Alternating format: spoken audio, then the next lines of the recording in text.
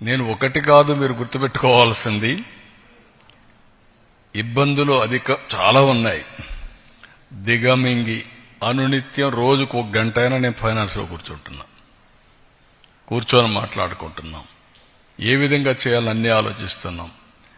అది కూడా ఒక రైట్ టైంలో మీతో మాట్లాడతాను. ఒక 11 సీట్లతో బుద్ధి చెప్పిన తర్వాత కూడా బుద్ధి మారకుండా ఏ విధంగా వీళ్ళు అడ్డపడుతున్నారో రైట్ టైంలో I will place before you with documentary evidence.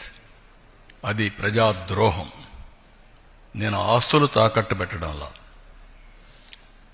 మద్యం ఆదాయాన్ని తాకట్టు పెట్టడంలా, కానీ ఒక క్రెడిబిలిటీతో ఎక్కడ కూడా సంక్షేమం ఆగకూడదు.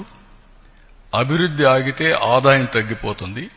2 బ్యాలెన్స్ చేయడానికి సమాంతరంగా తీసుకుపోతున్నా. దాని మీద ఎన్ని ఆటలాడాలన్నీ ఆడుతున్నారు. రైట్ టైంలో మీకు చెప్తున్నా. ఈరోజు అందుకనే జీతాలే కాకుండా పెన్షన్లు కూడా రైట్ టైంలో ఇస్తూ అందరినీ ఎక్కడికక్కడ చెప్పిన హామీలు ఎవరికి ఏ ఇబ్బంది లేకుండా చేస్తున్నాం. ఈవెన్ ఇన్ఫ్లేషన్ కూడా మనది లోయెస్ట్. మీరు ఆ విషయం కూడా గుర్తుపెట్టుకోవాలి. Thank you.